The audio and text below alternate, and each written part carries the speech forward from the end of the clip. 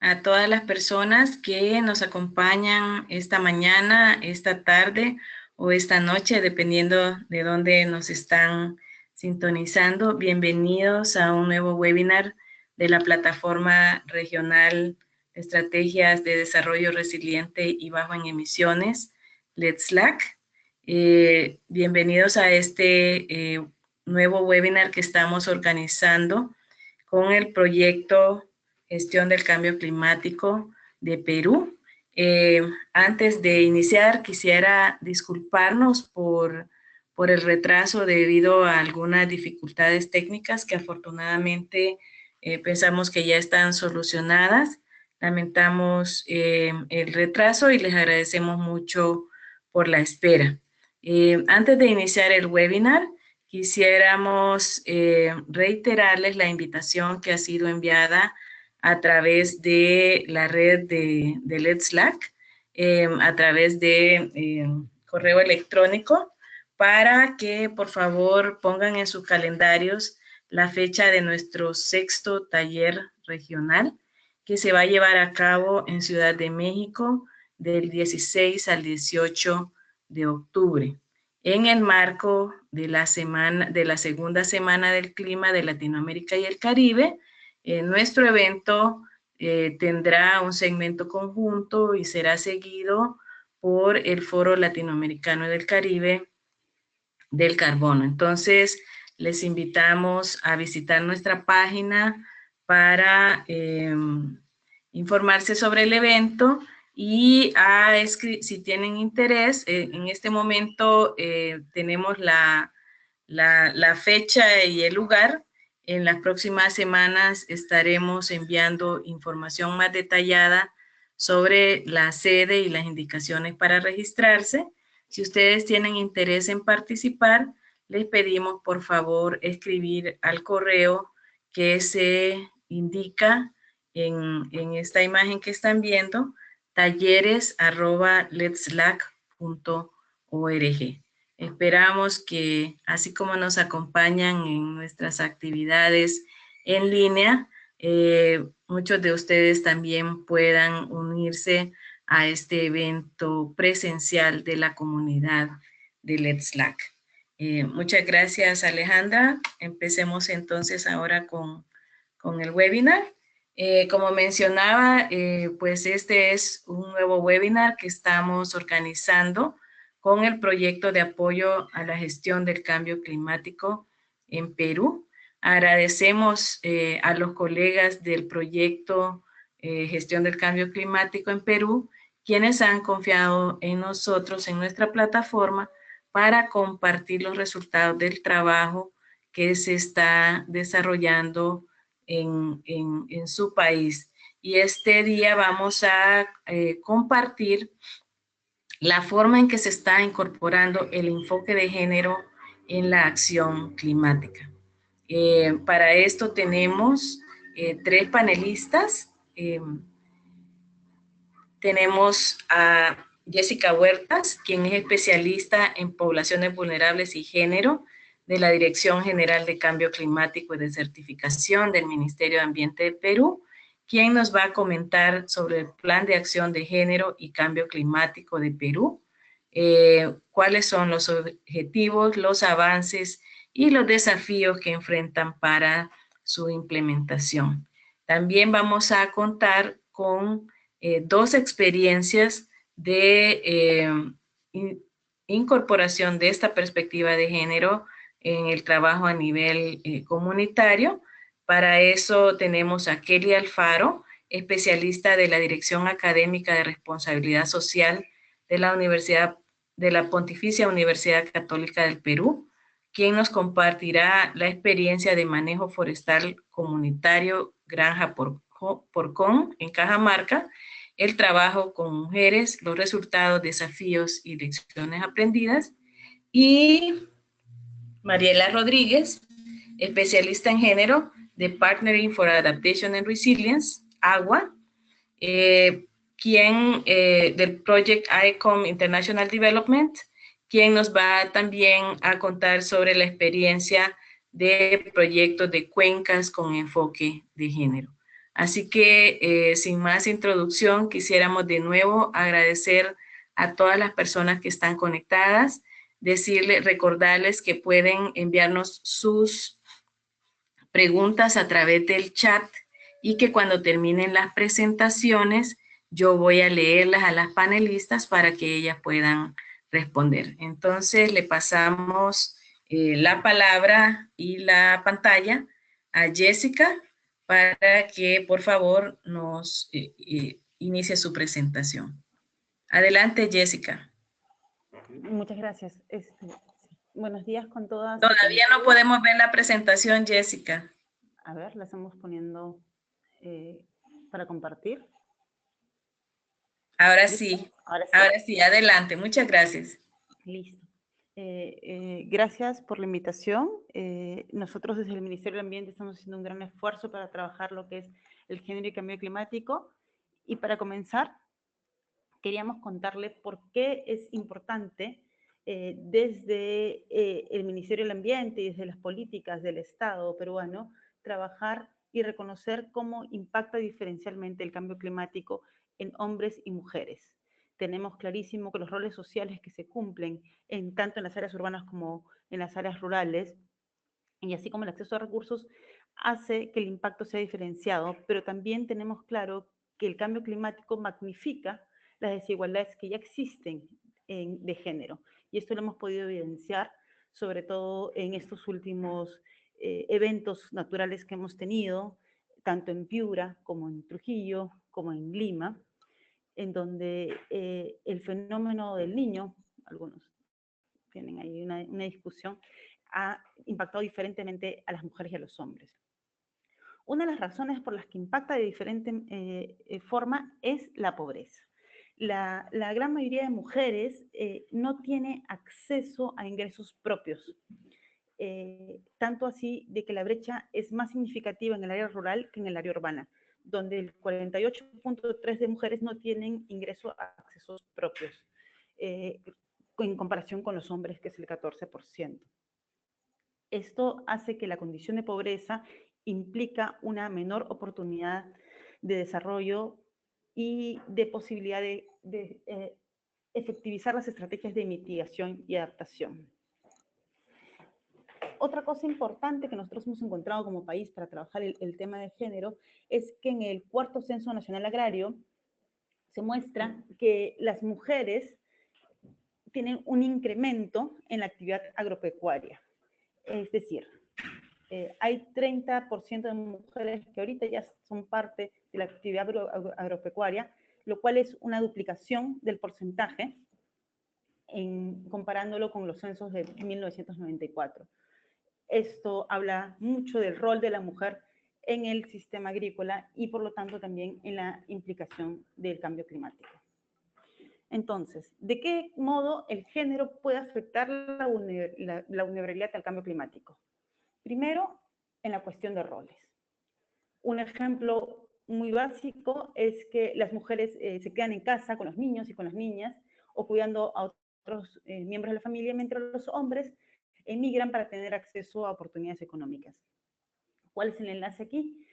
Que la capacidad de emigrar y de buscar oportunidades económicas hace que sea más fácil para los hombres enfrentar las crisis y, en cambio, para las mujeres se queda una doble carga de trabajo. No solamente tienen que cumplir la carga de trabajo laboral de hogar, sino también tienen que ver incrementada su carga laboral y también se exponen a otros riesgos como la violencia y las infecciones.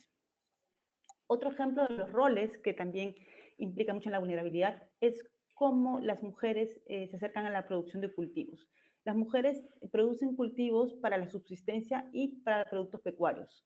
En cambio, los hombres producen cultivos orientados a la comercialización. Esto tiene que ver mucho con el acceso directamente al dinero, al manejo de las propiedades, pero también con los grados de socialización y de toma de decisión que puedan tener. Un último ejemplo de los roles que vemos en cómo impactan diferentemente es que las mujeres son responsables del almacenamiento y preparación de los alimentos, mientras los hombres son responsables de vender productos y generar ganadería de valor. Otra variable a tomar en cuenta es el acceso a recursos. En base a lo que hemos contado al inicio, podemos ver que las mujeres van a tener ingresos inferiores y por lo tanto van a ser expuestas a una dependencia económica que no sucede con los hombres. Esto también repercute en que las mujeres van a tener menor acceso a educación e información, en tanto los hombres tienen mayor grado de educación secundaria y hasta en algunos casos tecnológica. Y esto se relaciona íntimamente con el poder. Todas estas variables tienen mucha relación con que las mujeres tengan menos poder de decisión sobre las finanzas familiares. En cambio, son los hombres los que toman las decisiones completas. Y esto impacta también en la vida política y en la vida social y en las comunidades. Las mujeres limitan su participación en los espacios de decisión o si están presentes tienen un rol pasivo. En cambio, los hombres tienen mayor poder en la toma de decisión y también, como dijimos al principio, que tienen la posibilidad más amplia de mirar, tienen mayor cantidad de redes sociales para poder tener influencia tanto en espacios de decisión como espacios de poder político. Una de las restricciones también es que cuando llega un momento de conflictividad social, las mujeres tienen restricciones para hacer movilidad social, porque tienen otros roles encargados, además del rol de movilización social que podrían ejercer en un momento. En cambio, los hombres sí tienen la posibilidad de hacer esa movilidad social. Entonces, cuando llega el momento de negociación en un conflicto medioambiental, son los hombres los que terminan llegando a los espacios de negociación de poder. Ante toda esta situación y haciendo todo un análisis, el Perú comenzó a trabajar el Plan de Acción de Género y Cambio Climático. ¿Qué es el Plan de Acción de Género y Cambio Climático? Es un instrumento de gestión pública que intenta guiar todas las acciones del Estado peruano en todos sus niveles de gobierno, a dos vertientes especialmente, a la gestión de emisiones de gases de efecto invernadero y a la adaptación de cambio climático. Lo que buscamos es que este plan no solamente nos permita trabajar lo que es cambio climático, sino también impacte en la disminución de desigualdades de género en el país. Este Plan de Acción de Género y Cambio Climático, que le decimos PAC de cariño, pasó por un proceso de construcción que tuvo la característica de ser participativo. Buscamos generar varios espacios de debate y discusión, sobre todo porque nuestro país tiene particularidades interculturales y también intergeneracionales que teníamos que tomar en cuenta. Entonces se ha elaborado un documento en un primer lugar y de ahí se han hecho diferentes talleres en diferentes regiones. La idea era construir un documento en conjunto, pero también que este documento sea apropiado por las personas que participaban, ¿no? Tanto por las mujeres como los hombres, como por las tomadores y tomadores de decisiones. Algo interesante también de este proceso del Plan de Acción de Género es que se buscó que hubiera una articulación multisectorial. El género transversaliza diferentes sectores del Estado, y es así que hemos buscado que esté el Ministerio de Energía y Minas, hemos buscado que esté el Ministerio de la Mujer y Poblaciones Vulnerables, por ser el ente rector, el Ministerio de Desarrollo Social e Inclusión, el mismo Ministerio del Ambiente, el Ministerio de Agricultura y otras entidades sectoriales. Después de este proceso se llevó una consulta pública virtual que duró más o menos un poquito más de lo que dice ahí, duró 2 meses. Y al final, en julio del 2016, logramos que este plan de acción de género viera la luz y fuera aprobado mediante un decreto supremo. Con esto rige ya a todas las entidades sectoriales. Este plan de acción de género no descansa en la nada, tiene una base, un marco legal internacional que nos apoya. Uno es la Convención sobre la Eliminación de todas las formas de discriminación contra la mujer, la CEDAW, que ahí se establece claramente que el Estado tiene que adoptar medidas legislativas para eliminar las diferentes formas de discriminación. También tenemos la Convención Marco de las Naciones Unidas. Hay 3 decisiones, la 36, la 23 y la 18, que están relacionados al enfoque de género y el equilibrio de género para mejorar la participación de las mujeres en las negociaciones. También se desprende de ahí el programa de trabajo de Lima sobre género, que es, digamos, una base fundamental para comenzar este plan de acción de género. Y todo esto se enmarca en los Objetivos de Desarrollo Sostenible, específicamente en el Objetivo 5, en el 10 y en el 13, el 5 que está referido a la igualdad de género y a empoderar a la mujer. Acá un paréntesis, tenemos claro nosotros que género no es igual a mujer, pero sí hacemos el análisis de que la mujer en este juego de poderes que ha habido sale disminuida. Después tenemos el objetivo 10, que habla sobre la reducción de las inequidades, y por último el objetivo 13 de desarrollo sostenible, que está referido a la acción climática. Este marco legal internacional es armónico con nuestro marco legal nacional, que tenemos la Constitución Política del Perú, que establece en el artículo 2 el derecho a la igualdad y la no discriminación, y tenemos un Plan Nacional de Igualdad de Género, que esto es súper importante porque nos apoyó mucho en el proceso de construcción del Plan de Acción de Género, y aquí recalco la importancia de generar instrumentos que sean armónicos de sector en sector y que sean armónicos en todo el Estado. Este Plan Nacional de Igualdad de Género, que fue generado por el Ministerio de la Mujer, tiene un objetivo estratégico que es el 8, que tiene un conjunto de resultados, metas e indicadores, en donde se refiere a la valoración del aporte de las mujeres en el manejo sostenible del medio ambiente. También tenemos el Acuerdo Nacional, que es una política estatal que apoya la igualdad de género y con las políticas ambientales, y todo está enlazado también al marco legal sectorial, que es la Estrategia Nacional de Cambio Climático, que es un instrumento que nos orienta las políticas de adaptación y gestión de emisiones, y las contribuciones nacionalmente determinadas. Ustedes ven en la filmina sus siglas en inglés, que son las NDC. Lo interesante de las NDC es que proponen 3 enfoques transversales para trabajar, para poder lograr que esta reducción de emisiones sea realmente efectiva y se mantenga con el tiempo, sea sostenible. Proponen 3 enfoques: el de género, el intergeneracional y el intercultural, que son esos mismos enfoques que también están previstos en el Plan de Acción de Género y Cambio Climático.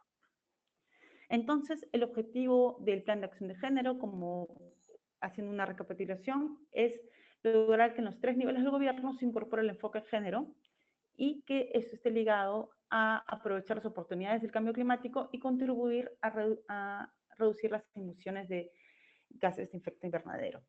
¿Cuál es nuestro horizonte? El 2021. ¿Por qué el 2021? Porque lo alineamos con la Estrategia Nacional de Cambio Climático. El Plan de Acción de Género propone 4 objetivos específicos para trabajar. En la evaluación de cómo poder transversalizar el género, nos dimos cuenta que uno de los primeros objetivos era gestionar información. Al hacer el análisis del proceso, nos dimos cuenta que hay una brecha de información en cuanto a los impactos diferenciados de hombres y mujeres. Entonces, si uno comienza a revisar el Plan de Acción de Género, se va a dar cuenta que hay una fuerza, una preponderancia en acciones destinadas a cerrar brechas de información. El otro pilar, objetivo específico del Plan de Acción de Género, es el fortalecimiento de capacidades. Tenemos clarísimo que tenemos que construir el cómo nos acercamos de forma diferenciada a los espacios de diálogo y a las tomas de decisiones, y para eso es necesario fortalecer capacidades, tanto en las funcionarias y funcionarios públicos, como en las organizaciones de la sociedad civil, en las organizaciones sociales, y también tenemos que construir conceptos en los decisores y decisoras que se encargan de administrar políticas públicas. Otro objetivo específico son las políticas e instrumentos de gestión. La idea es lograr que en un trabajo en conjunto, basado en los 2 primeros elementos, podamos incorporar el enfoque de género en políticas e instrumentos de gestión. Y la última medida es una medida efectiva, afirmativa, que es la medida de adaptación y mitigación. Es decir, lograr que en los proyectos y en las acciones directas de adaptación y mitigación se incorpore el enfoque de género tanto en el diseño como en la implementación de proyectos. Y ahí había que agregarlo algo interesante, que no solo se trataría de agregar diseño e implementación, sino lograr que también en el monitoreo y en el reporte final de los proyectos se tome en cuenta el enfoque de género. Bajo estos 4 objetivos, el Plan de Acción de Género propone acciones específicas en 8 áreas prioritarias: bosques, recursos hídricos, seguridad alimentaria, energía, residuos sólidos, educación, salud y bienestar y gestión del riesgo de desastres. Estas prioridades se han tomado en cuenta, estas 8 áreas se han construido tomando en cuenta el impacto, es decir, analizando el impacto y el riesgo asociado al cambio climático sobre diversos ecosistemas y sectores productivos. También se han analizado las brechas de género, analizando la estadística existente y las fuentes oficiales, y la viabilidad, es decir, ver los avances normativos e institucionales vinculados a la reducción de emisiones y a la adaptación al cambio climático, que están reflejados en la Estrategia Nacional de Cambio Climático, y también ver los compromisos asumidos por el Perú en las NDCs, que son las contribuciones nacionales determinadas, a fin de identificar las oportunidades para incorporar el enfoque de género. Con todo este marco del Plan de Acción de Género, comenzamos a llegar al momento de establecer matrices en cada una de las 8 áreas prioritarias. Como bien les comenté hace unos instantes, este Plan de Acción de Género tiene una visión al 2021. Por lo tanto, hemos tenido que realizar un proceso de priorización para comenzar a identificar las acciones iniciales que deberíamos hacer. ¿Cómo hemos priorizado? Hemos revisado las normas y documentos que existen y que favorecen la implementación del Plan de Acción de Género en los sectores. También hemos identificado qué mecanismos institucionales y sectoriales existen para que coadyuven en la implementación. Lo otro es que estamos planificando acciones de manera conjunta con otras entidades del Estado. Y lo otro es que el proceso de las NDCs es un proceso que está involucrando a 13 ministerios y al CEPLAN. Entonces, lo que estamos buscando es que las acciones que se vayan a concretizar estén íntimamente enlazadas con la NDCs para poder armonizar la política y para poder ser más eficientes. Es así que se han priorizado, creo que no me queda mucho tiempo, ¿no? Sí, 3 minutos. Sí, entonces es así que se han priorizado las siguientes actividades en gestión de la información. Nuestro objetivo en gestión de la información, como lo dije en un primer momento, es cerrar brechas de información que nos permitan hacer un análisis más detallado. De todas estas 6 actividades que ustedes tienen, la publicación de un documento de saberes y prácticas centrales en la seguridad alimentaria es una de las que estamos empezando a realizar. Es la primera que estamos empezando a realizar, junto con la identificación y elaboración de indicadores del CIGERSOL. El CIGERSOL es el Sistema de Gestión de Residuos Sólidos. ¿Por qué hemos comenzado por estas dos? Uno, porque el tema de seguridad alimentaria es un tema que ya hemos venido trabajando en el país y nos es fácil poder hacer esta recopilación de saberes y prácticas. Y el otro es porque el sistema de gestión de residuos sólidos está en un momento en el que está en reestructuración, entonces podemos trabajar directamente y más efectivamente con esas dos primeras. En el fortalecimiento de capacidades, que es la siguiente actividad prevista, si bien ustedes pueden ver que tenemos 8 acciones previstas en general, que son bastante específicas, hay una actividad general que vamos a hacer, que no está puesta ahí, que es hacer un espacio de formación sobre género. Nos hemos dado cuenta que nuestros funcionarios y funcionarias, cuando han estado desarrollando las fichas de las NDCs, en la parte de co-beneficios, que es donde se tiene que definir el impacto diferencial en materia de género, no tienen claridad de la conceptualización del género y, es más, en algunos casos, igualan género a mujer, cuando no puedes tener un enfoque de género que solamente centre su análisis en uno de los géneros existentes. Entonces es necesario crear una homogeneización de conceptos entre todas las personas que estamos trabajando en los NDCs y que no lo teníamos previsto, pero que es algo que la necesidad ha surgido y que al final va a decantar también en poder hacer capacitaciones específicas como las que ustedes están viendo en el PPT. Otra de las acciones que tenemos previstas ya en el tema de políticas e instrumentos de la gestión pública es actualizar los instrumentos normativos de la gestión integral de recursos hídricos. Para eso estamos trabajando con el Ministerio de la Mujer y con ANA en hacer una serie de documentos para poder guiar el trabajo al interno del ANA, que es la Autoridad Nacional del Agua, en hacer esta actualización de instrumentos. Y el otro es incorporar saberes y prácticas ancestrales en los protocolos de prevención y atención y recuperación de salud asociados al cambio climático, que es algo que vamos a trabajar con el Ministerio de Salud. Todavía no hemos empezado, pero esperamos empezar con ellos en septiembre. Y por último, para cumplir con el tiempo, perdón por el exceso del tiempo, tenemos dos medidas que pensamos hacerlos en el 2018. Porque primero hay que trabajar las tres primeras bases, que es la gestión de información y el fortalecimiento de capacidades. Lo primero es analizar los proyectos de manejo forestal y fauna existentes para ver cuántos están dando data diferenciada por sexo. Esto es algo que ya estábamos conversando con CERFOR, pero nos falta todavía afinar los detalles. Pero la idea es terminar en el 2018 con un análisis completo de todos los proyectos y la data diferenciada.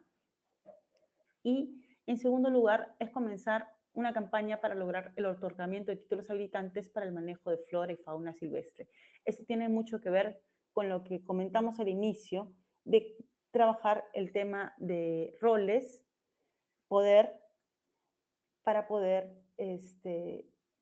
cerrar las brechas de género existentes. Eso sería todo lo que estamos trabajando desde el Ministerio del Ambiente en cuestiones de transversalizar el género en cambio climático. Muchísimas gracias, Jessica, por la presentación y felicitaciones por el trabajo que están desarrollando. Les pido por favor que si alguien tiene preguntas o comentarios, las pueda hacer a la presentación de Jessica, la puede hacer a través del chat y yo voy a leerlas al final de las tres presentaciones. Ahora quisiera darle la palabra y también la pantalla a Kelly Alfaro, especialista de la Dirección Académica de Responsabilidad Social de la Pontificia Universidad Católica del Perú. Kelly, adelante.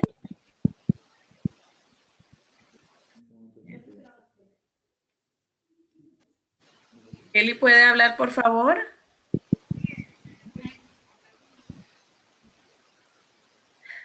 Kelly, no le escuchamos.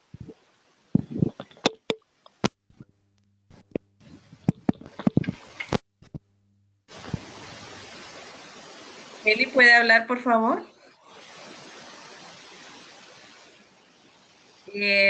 Bueno, no escuchamos a Kelly. Vamos a tratar de Hola, hola. Ahora sí, Kelly, ¿me escucha? Kelly. La escuchamos un momento, pero ahora ya no de nuevo. Ahora me escucha. Ahora sí, perfecto. Perfecto. Okay, gracias. Bueno, muchas gracias, Kelly. Me alegra mucho que se solucionara el problema. Adelante con su presentación sobre la experiencia de manejo forestal comunitario Granja Porcón en Cajamarca. Adelante. ¿Qué tal? Buenos días con todos y todas. Gracias por la invitación. Bueno, les voy a presentar un poco los resultados y la experiencia en el proceso histórico de lo que ha sido el manejo forestal y lo que viene siendo en realidad el manejo forestal en la Granja Porcón. Bueno, para ubicarnos, la Granja Porcón se encuentra en Cajamarca. Está aproximadamente a 30 kilómetros, 50 minutos, como pueden verlo en la diapositiva, está muy cerca de lo que es la ciudad de Cajamarca. Entonces, la Granja Porcón, en términos de espacio, es aproximadamente 11.6 mil hectáreas, de las cuales cerca del 93% se encuentran totalmente reforestadas. Se ha cambiado el ecosistema de Jalca a un ecosistema realmente que posibilita las actividades productivas. Actualmente tienen cerca de 22 actividades productivas. Empezaron con una y ahora tienen 22. Esta es vecina de la minera de Yanacocha, como pueden verlo también en la diapositiva. Bueno, la granja Porcón, en su proceso histórico, ¿no? Como pueden observar antes, tenía casi 12.000.8 hectáreas. Esto es un poco la evolución. Antes del 75, en realidad, no existía los bosques, ¿no? En realidad son pinos, 7 tipos de pinos que empiezan a sembrar y a cultivar. Esto inicia en 1975, la forestación, por la cooperativa. Pero para empezar, tuvo que ser cooperativa. La cooperativa se dio gracias a la reforma agraria del 69. Es uno de los pocos casos de éxito en nuestro país de lo que fue la reforma. Y ellos se empiezan a organizar en el 73, en realidad. Previamente a ello, el espacio... ¿Sí? Perdone, ¿podría por favor alejarse un poquito al micrófono? Porque se oye un poquito de ruido como si está muy cerca. Ah, ok. Ahora sí está mejor. Ahora sí, gracias. Ah, ya, perdón. A ver. Bueno, empieza la forestación en el 75, como les comentaba, siendo ya cooperativa, y son cooperativa a partir del 73. Es interesante el proceso histórico, en realidad, de la cooperativa Granja Porcón, porque inician la forestación con una idea que viene de la capacitación a raíz de la reforma agraria, pero además también por una de las parábolas de la Biblia. Ellos empiezan a acercarse al Evangelio cerca del 65 y ya en el 68 cerca del 20 o 30% de la población empieza a aceptarse como evangélica. Entonces, muchas de las actividades que han hecho dentro de su territorio han estado relacionadas sobre todo a actividades que pueden verse en la Biblia, ¿no? Entonces hay toda una mística relacionada con ello. La cooperativa al inicio, cuando empieza después de la reforma agraria, en realidad son un grupo de comunidades que estaban cerca, y es en realidad en el 83 cuando aparece la cooperativa de trabajadores Atahualpa Jerusalén. Deciden salirse de este gran grupo de comunidades a razón fundamentalmente de su evangelio, ¿no? Esa es una imagen de cómo era eh, la Jalca, bueno, cómo era el ecosistema en ese tiempo. Estamos hablando cuando empieza la forestación en el 75. Lo interesante de la Granja Porcón es que uno puede ver este tipo de ecosistema de Jalca Altoandina en los vecinos, ¿no? Porque ellos ya todo es bosque prácticamente, pero entonces así empieza el proceso de forestación. Podemos ver la gente de la misma zona hace la primera forestación en el cerro Guamaní en el 75, y tienen varias acciones de prueba y error, ¿no? Al inicio no funciona la siembra por el tema de las heladas, pero posteriormente, y gracias al apoyo del Ministerio de Agricultura de ese momento, empiezan a tener otro tipo de metodologías. Ahora, hasta el 75 en este territorio habían existido ciertas cooperaciones. Por ejemplo, estaba el Ministerio de Agricultura, previamente estaba el CIPA, que era un centro de investigación para la agricultura con financiamiento de Norteamérica. Y en el 72 aparece la cooperación belga en Cajamarca, y en específico en esta zona en el 76, y por actividades de forestación. Entonces, lo interesante es que la iniciativa que tuvieron esta cooperativa se ve impulsada por la cooperación belga, que invierte en la zona con investigación para mejorar el tipo de cultivo y que favorezca el crecimiento de los pinos, ¿no? Entonces empieza a crecer en realidad la parte forestal de la zona, y sin imaginarse que esta forestación iba a generar beneficios sociales realmente importantes para la cooperativa.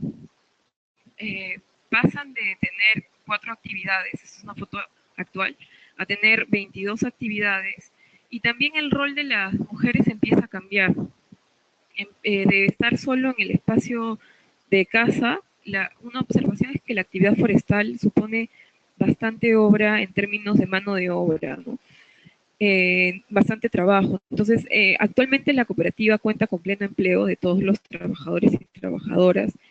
He hecho una pequeña encuesta en la zona, esto es parte de mi tesis en realidad de maestría, y el 100% de las personas, de las mujeres consultadas eh, que decidieron trabajar, están trabajando en la cooperativa. Hay un fortalecimiento de capacidades que ha ido impulsado, como pueden observar también como parte de la responsabilidad social de la mina que está al costado, que no les ha afectado solo en términos de paisaje, pero lo cierto es que el rol de las mujeres es fundamental en la sostenibilidad de la granja Porcón, a razón que las mujeres son las que hacen las actividades de cuidado tanto de las familias como del ecosistema.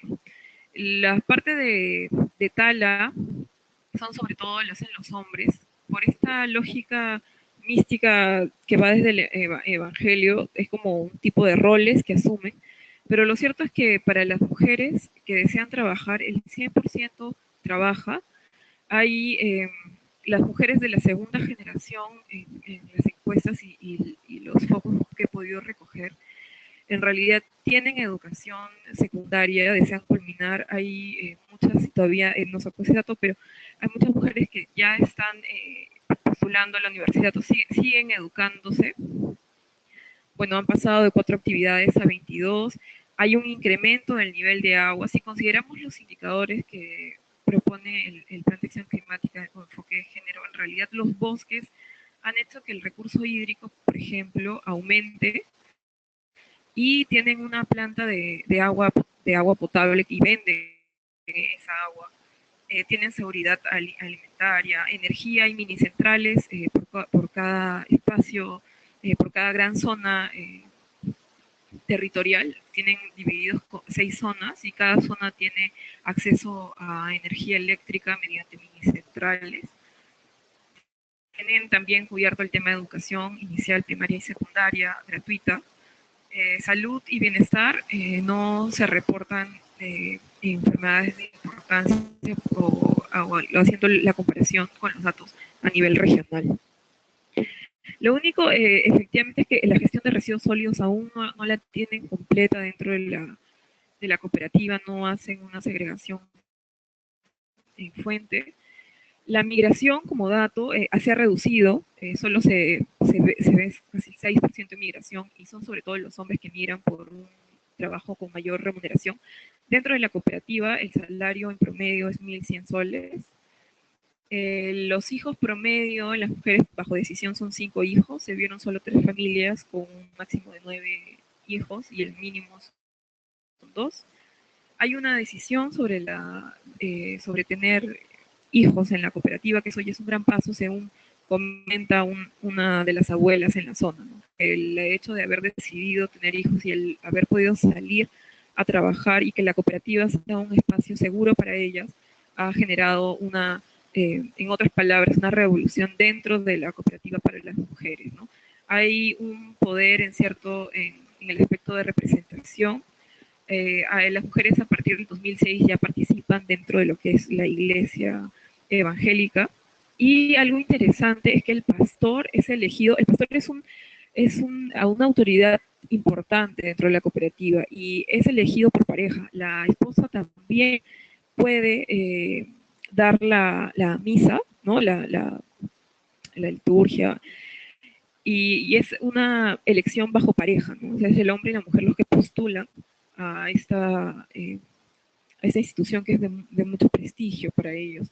Entonces, efectivamente, lo que se ve en la granja Porcón, además de haber generado un ingreso mayor al salario mínimo en promedio para todos los cooperativistas, es que ha generado institucionalidad, y la idea de que para pensar en bosques se debe plantear desde áreas, bueno, relativamente grandes, y bajo la cooperativa se ha podido lograr un criterio de bien común que ha llegado a todas las familias, ¿no? Hay un cambio evidente del ecosistema, no se preocupan por las heladas, por ejemplo, estando sobre 3.500, no se preocupan por el riesgo que pueda significar planificar la siembra, se han generado oportunidades. Y el tema de, por ejemplo, la carga laboral dentro de la casa es algo que me ha sorprendido gratamente, porque cerca de 11 familias de las 57 encuestas analizadas, 11 familias son los padres los que cuidan a los hijos, sino las mamás. Y algo que tiene que ver también con un aspecto de rol, porque hay mucho trabajo en turismo, pero es un trabajo sobre todo femenino, el tema de turismo. Entonces, los hombres prefieren quedarse en casa en estas 11 familias que ya han trabajado, por ejemplo, en la mina o están en descanso, pero hay un cuidado o una descarga del aspecto de cuidado interesante. El 35% de las familias entrevistadas considera que el cuidado es compartido y solo el 45% de las mujeres se hacen cargo eh, bajo criterio de que solo la mujer la que debe cuidar. Entonces, eso es un dato interesante porque hay toda una idea compartida de cuidado no solo al exterior, sino también al interior de las familias, que hace interesante la Granja Porcón como un espacio donde se ha podido lograr no solo un cambio en términos de ecosistema, sino un fortalecimiento de la institucionalidad y sobre todo también un cambio en la calidad de vida desde el interior de las familias.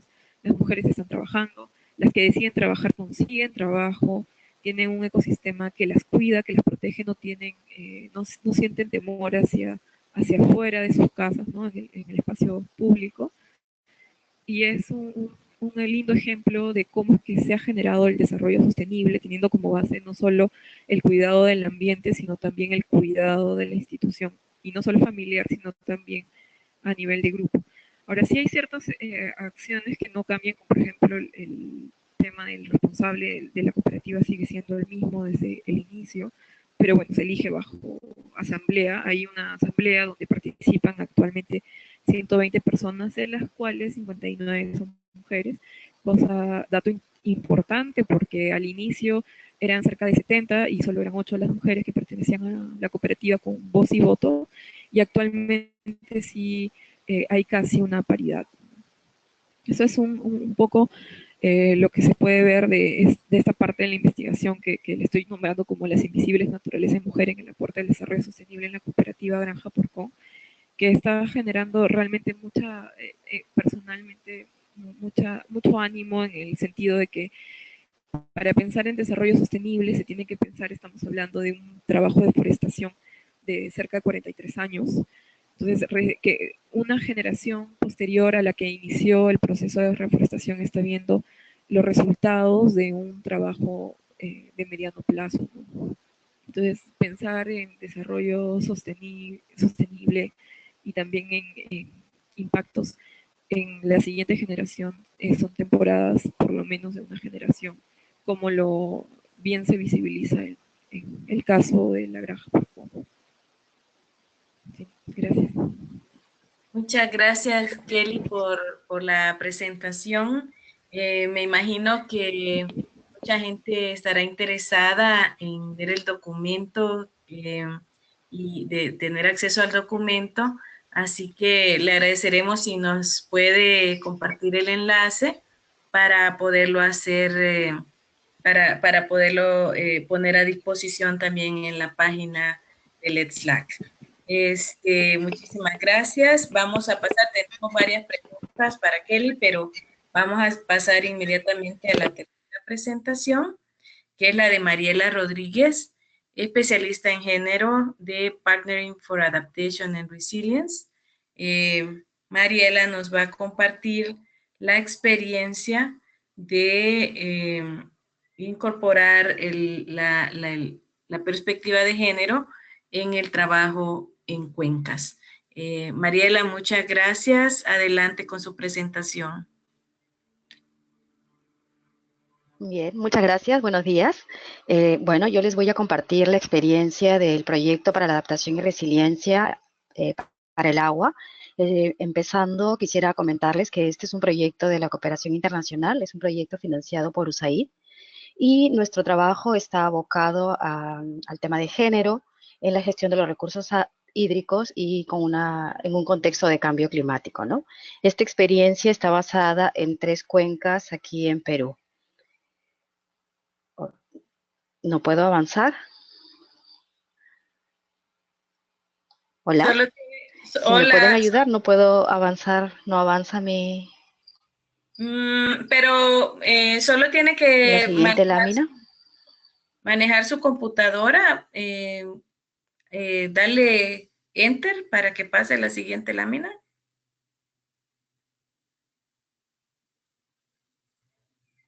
Hola, Mariela.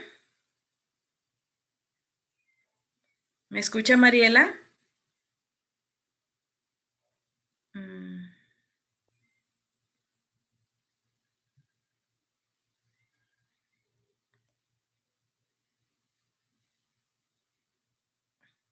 Hola, Alejandra, ¿me escucha?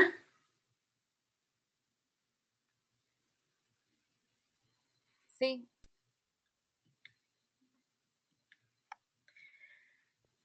Ahora sí, Mariela, ¿me escucha? Ahora sí, se perdió momentáneamente, no sé qué pasó. ¿Me están escuchando ahora? Y ahora sí, adelante. Bien, Gracias. ok. No sé hasta dónde me escucharon, les comentaba que el proyecto para agua es un proyecto de USAID. Estamos trabajando en 2 países, en Perú y en Colombia. La experiencia que les voy a compartir está referida a 3 cuencas priorizadas para la intervención, que es la cuenca Chirapiura en el norte, la cuenca Quilcachili en el sur del país y la cuenca Chancay-Lambayeque. Bueno, en Colombia estamos en otras 2 cuencas también, pero eso no va a ser motivo de la conversación de hoy día. El trabajo del proyecto para agua está asociado a las contrapartes y por tanto a las políticas nacionales. De nivel nacional tenemos como principales contrapartes a la Autoridad Nacional del Agua, al CENAMI, que es el Servicio Nacional de Meteorología y Hidrología del Perú, al Ministerio de Ambiente. Con estas instituciones tenemos acuerdos de entendimiento y a nivel de las cuencas trabajamos con los consejos de recursos hídricos de las cuencas, específicamente con las secretarías técnicas. Y además, bueno, hay grupos técnicos en cada cuenca, como los grupos de modelamiento de cuenca, los grupos de comunicación, etcétera, con quienes trabajamos. Esas son las principales contrapartes del proyecto para agua. El proyecto para agua es una iniciativa de colaboración directa con los científicos, los tomadores de decisiones y las comunidades. Y bueno, tiene por objetivo fortalecer la adaptación y resiliencia frente al cambio climático. Los que ustedes ven abajo son como las 3 tareas o componentes del proyecto: comunidad científica, integración de la ciencia y la política y el trabajo con decisores, planificadores y grupos de interés. El punto de partida para la intervención de género fue hacer un análisis de género a finales del 2014 y a partir de este análisis de género es que se diseñó un plan de trabajo y la estrategia de intervención. Algunos hallazgos ya los ha compartido incluso Jessica, porque en realidad es parte de la realidad nacional, y algunos también son parte de lo que Kelly nos ha comentado en la presentación, pero bueno, quizás miramos rápidamente. Encontramos, por un lado, que hay pocas mujeres que están investigando sobre cambio climático. Y bueno, ahí podemos encontrar que la comunidad científica está en su mayoría integrada por hombres y que la presencia de las mujeres casi siempre está más en las áreas sociales, ¿no? El tema del cambio climático, en términos generales, a pesar de ser un tema de desarrollo, todavía digamos que los inicios fue más abordado por las ciencias duras y ahí encontramos que las mujeres tenían poca presencia. Luego, otro hallazgo, otra constatación es que existía poca o ninguna investigación de nivel local para el tema de género y cambio climático, ¿no? Los estudios en general, tanto públicos o privados, no integran el enfoque de género y eso se lleva también al plano del cambio climático. Hay información, algunas investigaciones sobre el tema de género y cambio climático de nivel global, pero cuando uno quiere tomar decisiones locales en las cuencas, ahí ya hay poca información. Otro hallazgo que pudimos comprobar fue que las usuarias no tienen acceso a la información hidrometeorológica y bueno, usualmente la información hidrometeorológica se difunde en versiones que son muy técnicas, que están diseñadas como para especialistas y no tenemos todavía mecanismos de difusión que estén diseñados para autoridades, para decisores de nivel local que no tienen el nivel de especialización. Y por otro lado, encontramos que las mujeres usuarias, en general en nuestro país, todavía tenemos una brecha digital, no hay acceso a las tecnologías de información y comunicaciones. Y como nos imaginamos, este tipo de información se comparte principalmente a través de estos medios. Otro hallazgo que nos dejó el análisis de género es que los sistemas de información y de modelamiento todavía no incluyen la variable de género. Las herramientas de modelamiento de cuencas en general son concebidas como neutras al género, ¿no? Es como no está estrechamente vinculada al tema de género. Y por otro lado, todavía hay poco interés por identificar los impactos diferenciados por sexo. O sea, cómo el cambio climático está impactando en los hombres y las mujeres. Encontramos también como parte del análisis de género que hay mínima o ninguna representación de las mujeres en los consejos de cuenca. En nuestro país tenemos 6 consejos de cuenca y ahí encontramos que la representación de las mujeres es poca. En algunos casos, en los 3 consejos de cuenca no habían mujeres y ¿qué podemos encontrar, no? En general, que los representantes institucionales están en manos de las autoridades masculinas, entonces cuando se delega la representación, generalmente quienes toman esa decisión son autoridades masculinas que no necesariamente tienen una sensibilización con promover la participación de las mujeres. Las mujeres, por otro lado, son asignadas con roles tradicionalmente considerados femeninos, ¿no? Como los puestos de secretarias en los espacios de consejos. En los consejos tampoco hay una normatividad que prevé la participación de las mujeres o que promueve, ¿no?, la representación de las mujeres en esos espacios. Estamos hablando de cómo encontramos la situación en 2014. Encontramos también que pocas mujeres representaban sus intereses en los espacios de concertación. Para nosotros era importante el Consejo de Recursos Hídricos porque es el espacio de concertación y de toma de decisiones en la cuenca, donde están representados los intereses de los usuarios de los diversos usos en el tema del agua, ¿no? Y ahí, por ejemplo, encontrábamos que las mujeres tampoco, digamos, en la base, no ocupan cargos de liderazgo. Y eso hace que no lleguen tampoco a tomar decisiones o a ser representantes en el Consejo de Cuenca. Al nivel de las mujeres usuarias del agua, en general, tampoco ellas son propietarias de la tierra y tampoco tienen titularidad de las licencias de agua. Y esos 2 factores son elementos fundamentales para que puedan acceder con voz y voto y ser elegibles para formar parte, en principio, de las juntas de usuarios y posteriormente de los consejos de recursos hídricos, ¿no? En nuestro país, menos del 5% de mujeres son parte de las juntas directivas de las juntas de usuarios. Y finalmente encontrábamos también que las organizaciones de mujeres productoras son débiles, ¿no? Eso también lo ha mencionado Jessica. Las mujeres en general incursionan en actividades productivas pequeñas, son alternativas para generar ingresos y solventar la migración de sus cónyuges. Un tema que está muy asociado al cambio climático son los procesos migratorios que se dan. Entonces ahí encontramos que en la zona rural principalmente las mujeres realizan actividades de generación de ingresos, pero es básicamente una alternativa de sostenimiento de la familia mientras el cónyuge está fuera, ¿no? Eso hace que además se enfrente una sobrecarga de trabajo productivo y reproductivo. Y bueno, las mujeres en general abastecen mercados locales con una orientación de economía de subsistencia, ¿no? Baja producción, productividad y mínimo patrimonio, lo que también es una condición de riesgo, de vulnerabilidad ante el cambio climático. Entonces, eso fue como el punto de partida, lo que encontramos a finales del 2014, y frente a eso se identificaron algunas acciones, en principio para transversalizar el tema de género a cada uno de estos componentes o tareas que les mencionaba, y dentro de las acciones que hemos realizado están, por ejemplo, los seminarios o cursos virtuales. En este momento tenemos uno que está vigente en el tema de gestión integrada de recursos hídricos y cambio climático a través de la comunidad de práctica Ciencia para la Adaptación. Estos temas de seminarios y cursos virtuales era como una respuesta para incrementar las capacidades de los funcionarias y los funcionarios de principalmente las contrapartes nacionales del proyecto, porque ahí encontramos que aun cuando hay, digamos que buena disposición, no hay la capacidad técnica para poder incorporar el enfoque de género. Otro elemento que está vinculado al tema de la comunidad científica es la realización de un análisis de género de CENAMI.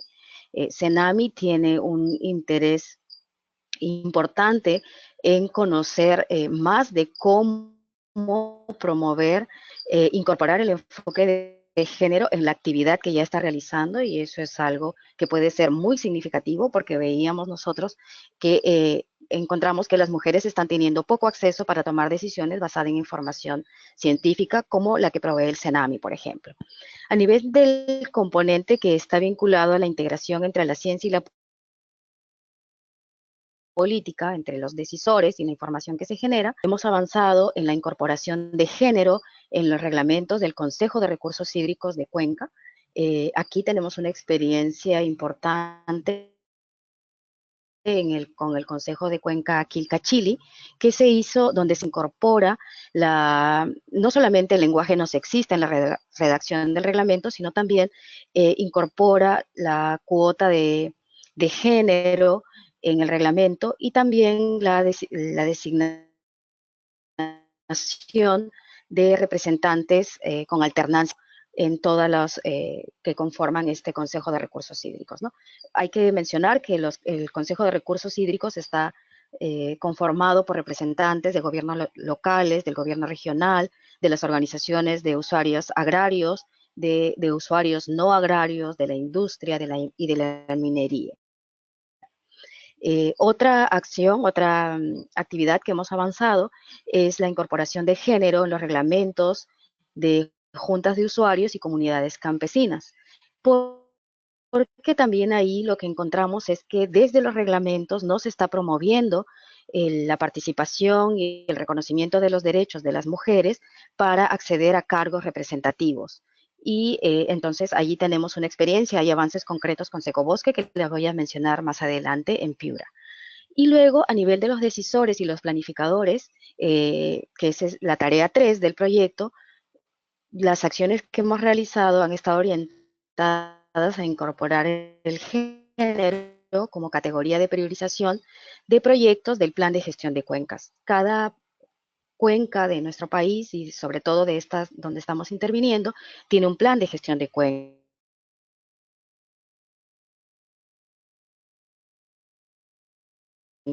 Y la implementación del plan se hace obviamente a través de proyectos. Cuando nosotros encontramos la intención, eso ameritaba una depuración, una priorización de proyectos, y en ese momento se incorporó el tema para poder priorizar estos proyectos. Luego también se ha incorporado el género en el scorecard de vulnerabilidad social. Eso es un proceso que está en marcha. Y eso, digamos, todas estas actividades se han realizado no solamente desde, digamos, mi trabajo específico como especialista de género, sino articulado a las otras tareas que trabaja el proyecto y, por lo tanto, a otros profesionales de diferentes especialidades. Luego, el proyecto también ha priorizado algunos grupos en las 3 cuencas donde estamos interviniendo. Entonces, en Chirapiura hemos fortalecido el trabajo con la red de comunicadoras y comunicadores hídricos de la cuenca Chirapiura. Estamos trabajando con la Central de Comunidades del Bosque Seco, que agrupa 32 comunidades, y con las mujeres principalmente de las juntas de usuarios de toda la cuenca. En Quilcachili también tenemos un trabajo con las mujeres de juntas de usuarios y con un grupo que se denomina la Red Agua Joven, que es una red de jóvenes universitarios voluntarios que está promovida por la Autoridad Administrativa del Agua, Caplina Ocoña. En Chancay Lambayeque trabajamos solamente con las mujeres de las juntas de usuarios. Bueno, Chancay Lambayeque es la junta de usuarios más grande del país, tiene alrededor de 30,000 usuarios, entonces ya en sí mismo es un grupo grande. Digamos, los temas que hemos trabajado con estos grupos han ido, digamos, progresivamente. Empezamos por un tema de capacitación, de discusión, de reflexión, el tema de género y cambio climático, porque entendíamos que el punto de partida era conocer y reconocer cuáles son los impactos diferenciados entre los hombres y las mujeres frente al cambio climático. Se identificaron cuáles son los principales riesgos a los que están expuestos, las sequías, las inundaciones, las heladas, han sido identificadas como los principales y cómo estos, digamos, shocks climáticos están afectando la vida de los hombres y de las mujeres. Hemos trabajado otro tema que está vinculado a la titularidad de las licencias de agua, porque esto, como les mencionaba, es una barrera importante para que las mujeres accedan a cargos de representación en el Consejo de Recursos Hídricos, principal espacio de toma de decisiones. Y luego, digamos, hemos trabajado, y eso es algo que estamos todavía en este momento desarrollando, son talleres de capacitación teórico-prácticos en tecnología adaptativa de bajo costo para grupos vulnerables. Y esto lo hemos enfocado en el trabajo con mujeres y jóvenes. Una cosa que encontramos luego del proceso de sensibilización de las mujeres, de reflexión y de conocer que efectivamente hay impactos diferentes, venía la siguiente pregunta, bueno, y entonces, ¿qué podemos hacer? Estos talleres han buscado responder a ese ¿qué podemos hacer? Estamos trabajando, por ejemplo, en fortalecer las capacidades para que las mujeres aprendan a construir cocinas solares, cocinas eficientes, que sean de bajo costo, utilizando principios técnicos y básicamente que lo puedan adaptar a las condiciones y los recursos disponibles de cada zona, y también trabajando en temas como bombas de agua, bomba de ariete y bomba de soga, son las dos que se han priorizado para temas de transporte de agua, que eran los problemas que referían las mujeres. Estos talleres han tenido mucha acogida en los grupos de mujeres donde estamos trabajando porque responden a necesidades muy concretas, el tema de las cocinas eficientes, reducen no solamente la carga de trabajo de las mujeres, que eso es muy importante, y contribuyen a generar menos riesgos de salud por contaminación de humo, sino que también contribuyen a mitigar la deforestación, ¿no? Estas cocinas utilizan muy poca leña y entonces las mujeres, a la vez que cuidan su salud, podemos también contribuir a utilizar menos biomasa. Luego, otro espacio que hemos tenido que ha sido muy valioso han sido los intercambios de experiencias y los encuentros de mujeres. Es decir, que las mujeres de Chirapiura, Quitcachil y Chancay Lambayeque han tenido diversos espacios de encuentro y de intercambio donde han podido compartir y además motivarse mutuamente respecto a cómo son sus progresos en cada grupo en su trabajo. El trabajo del proyecto para agua está asociado íntimamente a aportar al plan de acción de género y cambio climático del país. Empezamos compartiendo los hallazgos del análisis de género que realizamos a finales del 2014 y digamos que asociados, si lo queremos ver cómo estamos contribuyendo a los objetivos específicos del plan de acción de género en el área prioritaria de recursos hídricos, vemos que contribuimos al objetivo de gestión de la información, al de fortalecimiento de capacidades, al de políticas e instrumentos de gestión, aunque también estamos empezando a contribuir al de estrategias de adaptación, ¿no? El análisis de género, les decía, ha contribuido también al diagnóstico del área de recursos hídricos, del PAG. Este análisis de género que estamos realizando con CENAMI será parte también de las contribuciones. En temas de fortalecimiento de capacidades, como les mencionaba, hemos tenido la capacitación virtual y tenemos todavía la capacitación virtual en género y cambio climático, donde tenemos un grupo importante de personas, de funcionarias, funcionarios y técnicos también, tanto de la Autoridad Nacional del Agua como de CENAMI, de las juntas de usuarios. Tenemos y de los consejos de recursos hídricos también, ¿no? Y a nivel de políticas e instrumentos de gestión, les mencionaba también que hemos incorporado el tema de género en los reglamentos tanto del Consejo de Recursos Hídricos de Cuenca como a nivel de juntas de usuarios y comunidades campesinas. Como lecciones aprendidas, bueno, tenemos algunas que nos van dejando la intervención. Para empezar, bueno, que las ciencias físicas y las ciencias sociales dialogan poco todavía en la planificación y en la gestión de los recursos hídricos en contexto de cambio climático. Todavía estamos mirando las cosas de manera parcial, cada quien desde sus especialidades disciplinarias. El enfoque de género es percibido todavía como un elemento que complejiza en algunos casos, o para otros todavía es poco relevante, no se percibe todavía el potencial de aporte en las estrategias de adaptación al cambio climático. Entonces, cuando nos encontramos con los decisores que todavía piensan que el tema de género es un tema que va a ayudar a complicar, lo que encontramos detrás es que todavía no se percibe cómo la participación de las mujeres, por ejemplo, puede no solamente vista como una persona vulnerable o una población vulnerable, que efectivamente lo es, sino también con todo el rol y el aporte que puede hacer como actor para el cambio. Eso es lo que encontramos ahí, ¿no? Ese todavía nos está dando. Encontramos como lección aprendida que es importante trabajar con las comunidades, con las mujeres y con los hombres de las comunidades, pero también es importante trabajar con las instituciones y con los entes rectores para que las brechas de género se acorten.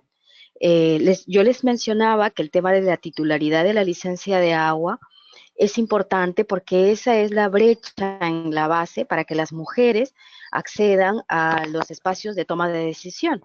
Pero también un elemento que hemos encontrado es que muchas mujeres, cuando se hacen conscientes de la posibilidad de ejercer ese derecho, encuentran que los procesos administrativos de la autoridad del agua no está facilitando.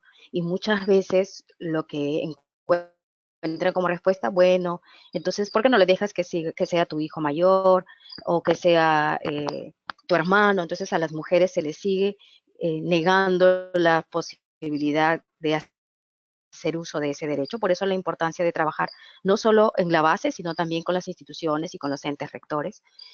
Otra lección aprendida es que género y cambio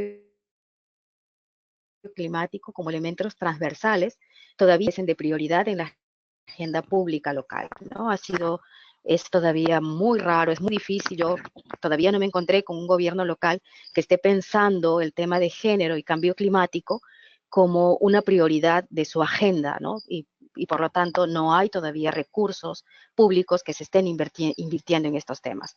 El tema se piensa en las cadenas productivas, se piensa en cómo atender los temas de mercado, pero difícilmente todavía se está pensando en cómo el cambio climático va a tener un impacto en la sostenibilidad de las cadenas productivas que se están impulsando y cómo esto a la par está asociado a si está beneficiando o no a la participación de las mujeres o si está más bien contribuyendo a mantener la situación en la que ya están muchas veces de desventaja, ¿no? Otra lección aprendida y que es realmente una ratificación todavía es que pese a los avances que existen en términos de distribución de roles, principalmente en las áreas urbanas, en las áreas rurales la asignación de roles tradicionales sigue siendo la barrera principal para generar cambios, ¿no? Y eso a todo nivel. Encontramos en el área rural como algo más evidente, pero si uno mira no solamente las comunidades, sino también las instituciones, encontramos que eso sigue siendo un elemento que no contribuye a generar cambios. ¿Cuáles son los retos, ¿no? Para poder tener intervenciones que sean mucho más efectivas, ¿no? Todavía tenemos necesidad de incorporar género como categoría de análisis en las herramientas de adaptación al cambio climático y en las investigaciones de los impactos y las oportunidades del cambio climático. Hay en este momento en nuestro país iniciativas importantes de CONCITEC, por ejemplo, para promover investigaciones que ya consideren el tema de género, pero aún es incipiente. Cuando uno va a las cuencas y en los lugares que son más apartados, esto todavía no hay. Es difícil planificar desde un enfoque de género, porque siempre se requiere una data, una información base, y hay pocos estudios todavía a ese nivel. Otro reto sigue siendo la necesidad de funcionarias y funcionarios que sean sensibles al género y sobre todo que tengan dominio de herramientas para su aplicación en lo que hacen en el día a día, ¿no? Como les mencionaba también anteriormente, podemos encontrar en algunas ocasiones funcionarios o técnicas que están interesadas en ver cómo incorporar un enfoque de género en su trabajo, pero luego viene la pregunta grande, ¿no? ¿Y cómo lo hago? Entonces todavía hay una necesidad de seguir trabajando por el dominio de estas herramientas, de instrumentos y por supuesto en el fondo de una conceptualización también de cómo incorporar el enfoque de género y en todo caso cómo promover la participación de las mujeres. Otro reto es la valoración y reconocimiento de los saberes ancestrales de las mujeres, ¿no? Bueno, ha sido bueno escuchar a Jessica que esto es una prioridad que ha tomado el MINAN, pero esto efectivamente es un reto, ¿no? Porque es una gran oportunidad para mostrar cuáles son los saberes ancestrales de las mujeres en la gestión de los recursos hídricos, de los ecosistemas, ¿no? Porque ahí es donde hay una oportunidad de hacer visible el aporte de las mujeres, pero también hay una necesidad de promover el acceso de las mujeres a las nuevas tecnologías. En el país, por ejemplo, tenemos el programa subsectorial de irrigación, el PSI, que todavía llega a muy pocas mujeres con tecnologías de riego, con sistemas de riego por goteo, por ejemplo, que es parte de las alternativas de adaptación que son necesarias, donde las mujeres todavía no tienen acceso. Eso es un reto que tenemos. Y tenemos como otro reto incorporar a más hombres como público objetivo en las intervenciones de género y cambio climático. Si bien hay una brecha, hay una población vulnerable importante que siguen siendo las mujeres, si no incorporamos a más hombres como público objetivo de estas intervenciones, es posible que tengamos los mismos resultados que han sucedido en intervenciones con otras temáticas, donde sigue siendo un tema de mujeres y necesitamos, en este caso, más socios hombres que apuesten también por intervenciones de género, porque el impacto del cambio climático en la gestión de los recursos hídricos y en este contexto de cambio climático es diferente y necesitamos conocer también la realidad y los problemas que enfrentan los hombres. Bueno, lo que tenemos ahí ya para ir finalizando son algunas imágenes de los grupos con los que hemos estado trabajando. La red de comunicadoras y comunicadores hídricos de la cuenca Chira-Piura, que es un grupo de más o menos 40 comunicadoras y comunicadores de toda la cuenca. Eso ayuda muchísimo al trabajo del Consejo de Cuenca porque contribuye principalmente a generar cultura del agua, pero también a difundir los progresos del plan. Este es un grupo que tiene socios locales como Radio Cutibalú, que es una radio importante en la región, y el propio Consejo de Recursos Hídricos, ¿no? Luego tenemos a la Central de Comunidades Campesinas del Bosque Seco, tenemos mujeres de las juntas de usuarios de los diferentes cuencas, y tenemos también los espacios de intercambio. Bueno, ahí tenemos en la foto de la derecha, están las mujeres de la Junta de Usuarios Chancay-Lambayeque visitando la cuenca Quilcachilli, ¿no? Conociendo la experiencia de trabajo y cómo se maneja también el sistema en Quilcachilli. Bueno, eso es lo que les quería compartir como parte de la experiencia del proyecto para agua. Y muchas gracias. Lo que tenemos abajo es la dirección de la comunidad de práctica, donde pueden tener más información para las personas que están interesadas. Muchísimas gracias. Muchas gracias, Mariela. Gracias de nuevo a las tres presentadoras por compartir con nosotros sus conocimientos y experiencias. Tenemos bastantes preguntas. Entonces voy a iniciar leyendo algunas preguntas para cada una de ustedes y dar la oportunidad a las tres que respondan a esas primera ronda de preguntas.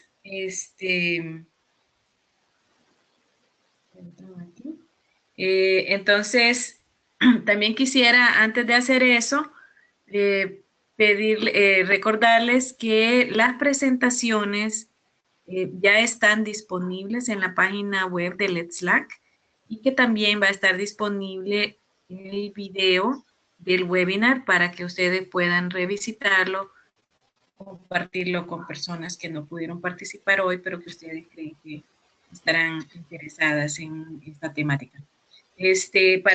Para Jessica, 3 preguntas iniciales. Nos pregunta Malena Sarlo, ¿cómo aseguraron la oficialización del plan de acción inmediatamente después de haber sido elaborado? También pregunta Marco Antonio Lescano, ¿cuál ha sido la contribución de las organizaciones de mujeres indígenas y de las organizaciones amazónicas en la formulación del plan? Y también pregunta Angélica Ospino, dice que gracias por la excelente presentación y que quisiera preguntarle cuáles son los principales retos encontrados para la implementación de la estrategia. Estas 3 son para Jessica. Ahora para Kelly. Pregunta Wilson Walter si la cooperativa es competitiva a nivel regional o nacional. Y también hay 2 preguntas con respecto al uso de los pinos para la reforestación, ¿verdad? Dice que si, pregunta Luz Elena Hernández, si se tuvo en cuenta en la reforestación el ecosistema original. Dice que en la imagen parece verse pinos y hay que ver si esta especie contribuye a mantener los servicios ecosistémicos del área. Igualmente, también Claudia Natalia Ruiz pregunta, bueno, que es muy interesante el tema de la integración de familias y tradiciones, pero que también le llama la atención la reforestación que se hace prácticamente con pinos, y pregunta si son pinos nativos y si se ha pensado en diversificar los cultivos forestales. Por último, para Mariela, pregunta Wilson, ¿cuál es el papel de los consejos de cuenca en el ordenamiento territorial o la estructura administrativa en Perú? También nos preguntan si la experiencia de incorporación de género en estas cuencas puede ser replicada en mayor escala. Y también nos preguntan si tienen documentos, Mariela, de los análisis de género por cuencas que ustedes hicieron, que puedan estar disponibles para consulta. Adelante con esas preguntas. Tengo algunas otras que voy a leer después.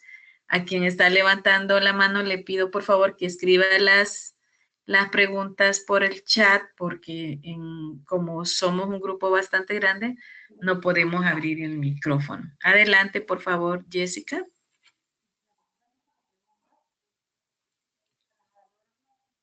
Jessica.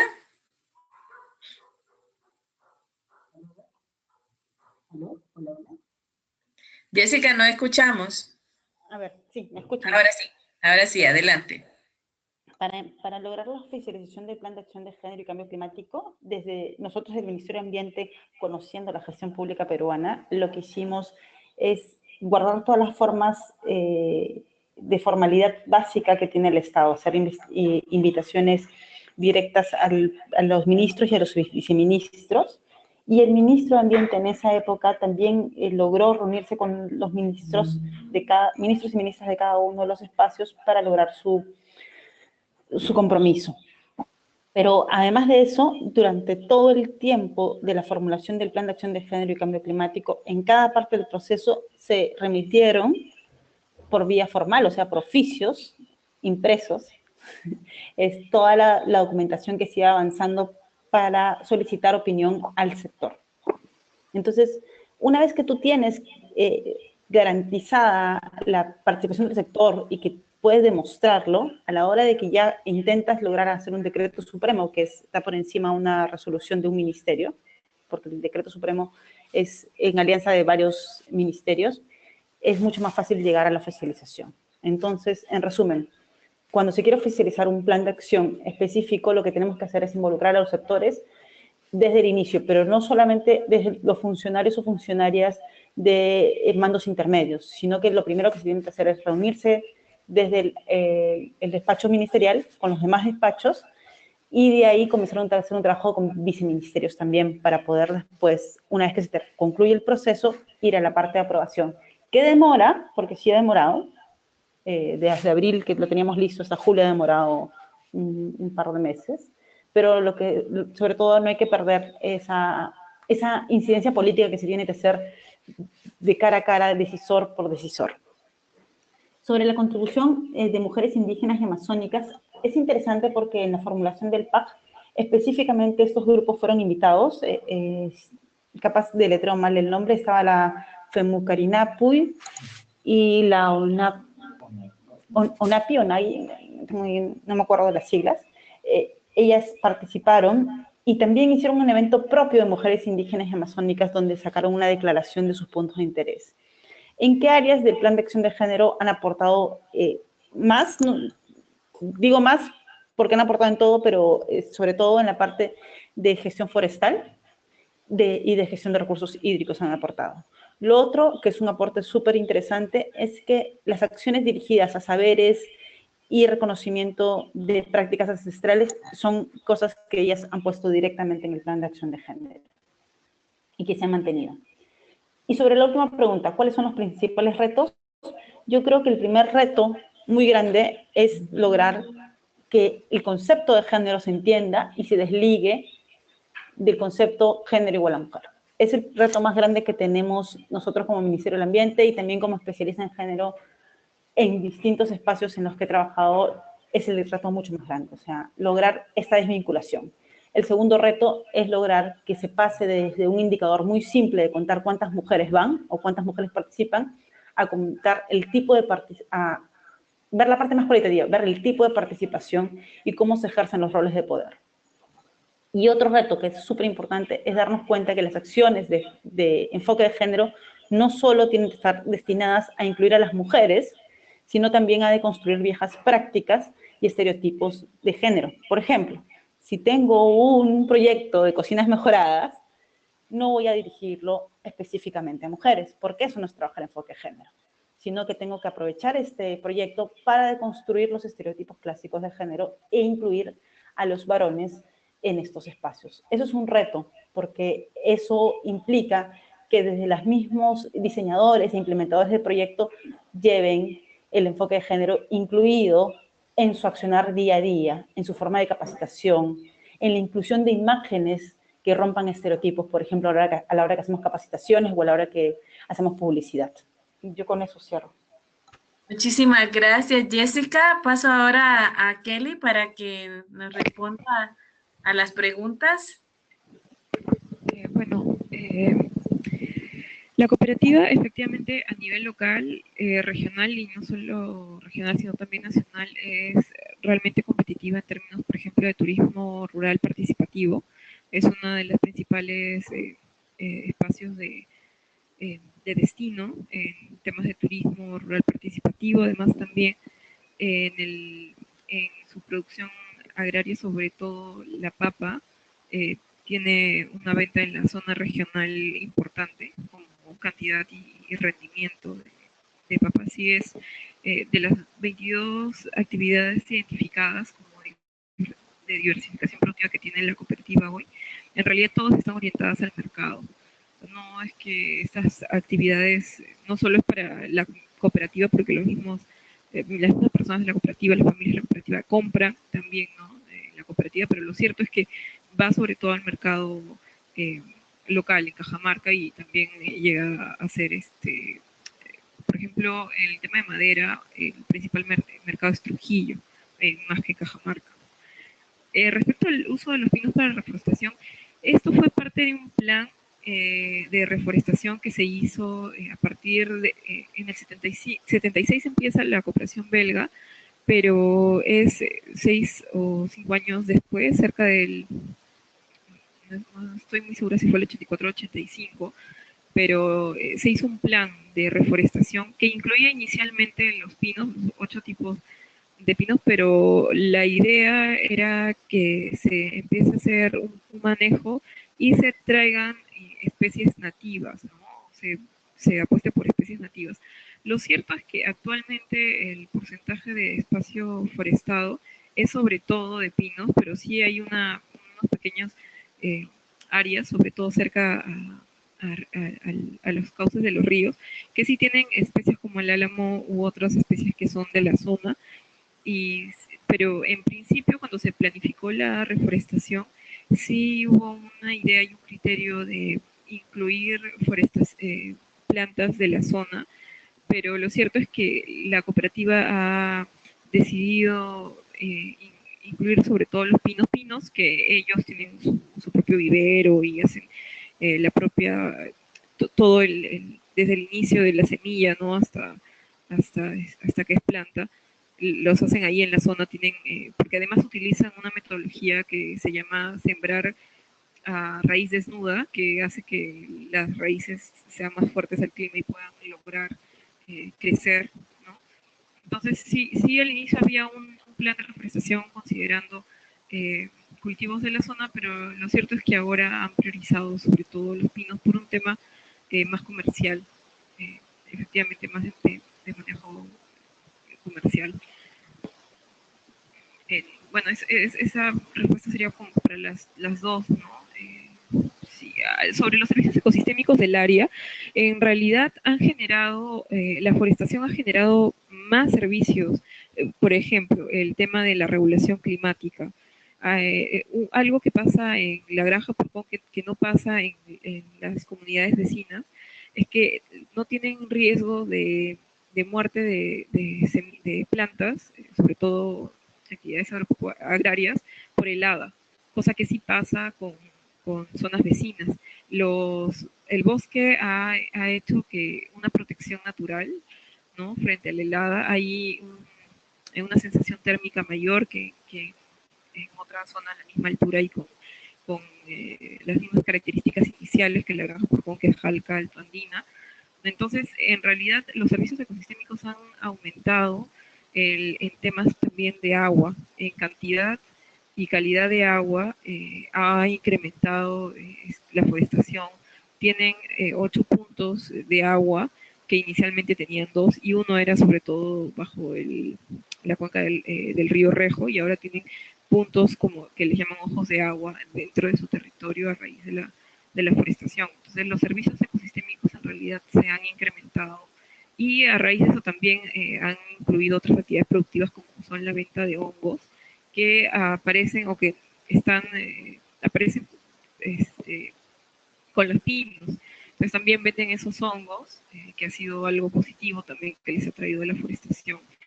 En general, la sensación y lo que se evidencia es que después de más de 40 años de forestación, los servicios se han incrementado de manera positiva, haciendo que las otras actividades productivas se potencialicen.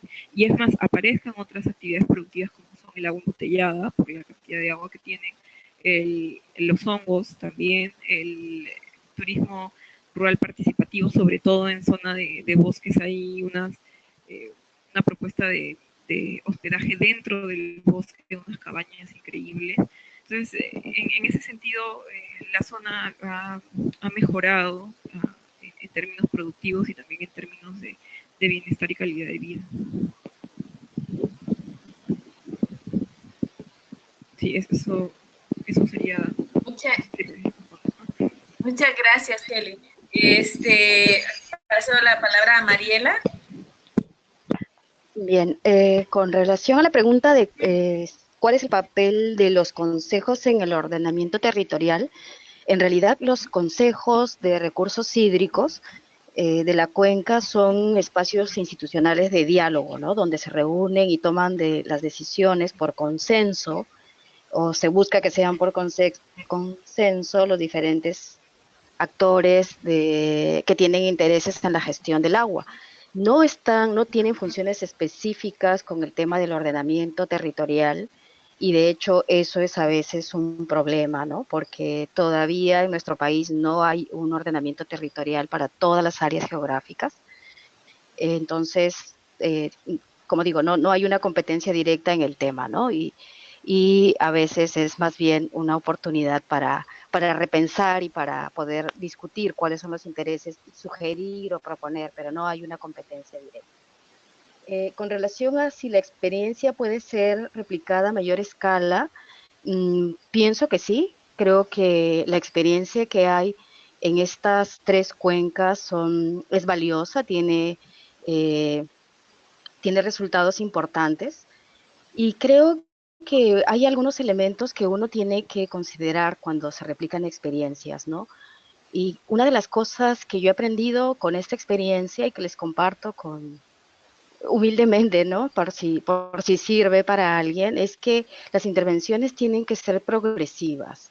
Es decir, a veces hay que ir de lo más chiquito a lo más grande, ¿no?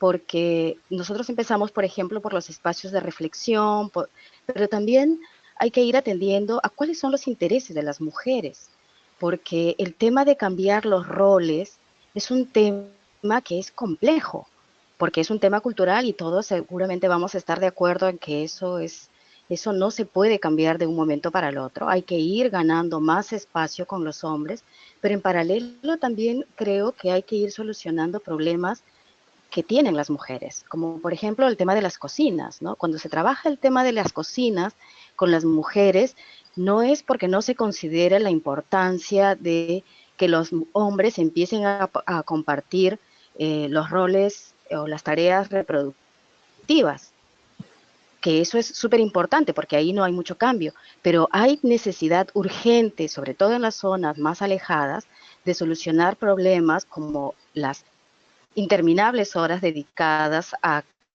acarrear la leña, el humo que todavía hay, y estos espacios de capacitación que hemos tenido no es solamente para que las mujeres aprendan qué es la cocina, es para construir desde cuáles son los principios técnicos de la cocina eficiente. Entonces, no es solamente transferir el artefacto, digamos, sino lo que hemos buscado es transferir los conocimientos técnicos que pueden ser aplicados no solamente al tema de la cocina, sino también al tema de la generación de ingresos, y en eso hemos tenido a hombres y mujeres. Entonces, creo que cuando uno va a replicar una experiencia, a la par que uno quiere apostar por elementos más estratégicos, los avances y los pasos que hay que ir dando, tiene que ser una combinación de cómo vamos atendiendo las necesidades urgentes y cómo vamos construyendo capital social que permita generar cambios sostenibles en el mediano y largo plazo, ¿no? Pero desde mi perspectiva creo que puede ser replicable, por supuesto, adaptándoles a las condiciones de cada uno, ¿no? No todo se puede pasar siempre tal cual, pero es posible. Y con relación al tema del documento del análisis de género, bueno, eso está disponible en la comunidad de práctica, pero yo también lo puedo alcanzar a los organizadores del evento para las personas que estén interesadas y quieran mirarlo, también lo puedo compartir. Gracias. Muchísimas gracias, Mariela. Sí, bueno, como decía, ya en nuestra página web tenemos las presentaciones de ustedes. Creo que ustedes han puesto ahí correos electrónicos y en tu caso, Mariela, la dirección para ingresar a la comunidad de práctica, pero también pueden proporcionarnos documentos que podamos incluir entre los materiales relevantes para el webinar, que los agradeceremos mucho. Bueno, ya tenemos tiempo limitado, pero sí quisiera hacer algunas otras preguntas. Hay algunas que son específicas y hay 2 preguntas que yo quisiera pedirles a las 3 que nos den su opinión. Para Mariela, hay una pregunta específica ¿en qué ha consistido la incorporación del enfoque de género en las juntas de usuarios? Si se han previsto medidas u otros mecanismos para aumentar la participación de mujeres independientemente si son titulares de licencia de agua. También Wilson dice que de acuerdo al principio 10, la participación se da entre los interesados en el tema ambiental. Y si ustedes saben qué porcentaje son los que están interesados, qué porcentaje de mujeres son de esos interesados. Entiendo así la pregunta. Y hay dos preguntas que me parece importantes, que tal vez eran específicas, pero que las responden todas. Nos pregunta, perdón, aquí las estoy buscando. Bueno, hay preguntas para las tres, que si conocen experiencias de adaptación al cambio climático con mujeres amazónicas en selva central del Perú. Y si tienen también experiencias de incorporación de enfoque de género en proyectos en zonas costeras. También nos pregunta alguien cómo específicamente se da el impacto diferenciado del cambio climático en mujeres y hombres. Creo que creo que se ha mencionado en las presentaciones, entonces tal vez podríamos terminar con la respuesta a esa pregunta. Tal vez puede empezar Mariela por las preguntas sobre cuencas y luego seguimos con Jessica y Kelly. Bien, con las juntas de usuarios, les mencionaba, nosotros hemos trabajado un programa de capacitación para identificar el tema de la vulnerabilidad de las mujeres y de los hombres frente al cambio climático. Eso fue el punto de partida. Con ellas hemos trabajado también la adecuación de los reglamentos para promover la participación de las mujeres. Y bueno, aquí hay que mencionar, por ejemplo, que a nivel de marco normativo, el reglamento que ha regido para las últimas elecciones de las juntas de usuarios ya no incluía la cuota de género. Hasta el reglamento anterior hubo una cuota de género, se hacía mención a la necesidad de una cuota de género en las juntas directivas. En este último reglamento no. Y un tema que se buscó trabajar era por qué las mujeres no acceden, ¿no?, a las juntas de usuarios. Y ahí encontramos, como les mencioné, que la barrera principal era el acceso a la titularidad de las licencias de agua. Hemos trabajado en la difusión a través de cuáles son los derechos de las mujeres a la propiedad de la tierra y cómo acceder a la titularidad de la licencia de agua, porque esa es la primera condición para poder acceder a ser representante, a ejercer un cargo directivo en la Junta, ¿no? Entonces, básicamente han sido talleres de capacitación en temas de género y cambio climático, talleres de capacitación en temas de derechos a la titularidad de la tierra y a la titularidad de la licencia de agua, y hemos trabajado por modificar, agregar en los reglamentos cuotas de participación de género y más recientemente, lo que estamos trabajando es cómo las mujeres adquieren capacidades y destrezas para poder construir artefactos con tecnología de bajo costo para poder atender problemas, como les mencionaba, principalmente que son sequías o inundaciones. Por eso hemos trabajado el tema de bombas de agua, pero también hemos trabajado el tema de cocina solar y las cocinas eficientes, ¿no? Esos son básicamente los tópicos que hemos trabajado a nivel de juntas de usuarios. Aprovecho de contestar que alguien preguntó si había experiencias en zonas costeras. La cuenca del Chirapiura y la cuenca de Chirapiura y la de Chancay Lambayeque tienen una buena parte de su área en zona costera. Entonces, algunos de los temas que se han trabajado ahí, digamos, son válidos para esas zonas. No tengo referencias de experiencia en selva amazónica para temas de cambio climático. Conozco de experiencias de temas de género en selva amazónica, pero más para temas productivos, ¿no? Para el tema de cacao principalmente. Y no sé si se me queda otra pregunta, pero bueno, si no, con gusto. Gracias. Muchísimas gracias, Mariela. Yo creo que, bueno, si estás de acuerdo para las personas que tienen esas preguntas específicas para darle seguimiento, por ejemplo, a este del tema del cacao, y pueden contactarte directamente para dar seguimiento a las preguntas. Y, por supuesto, revisar la documentación que ustedes puedan enviarnos. Jessica.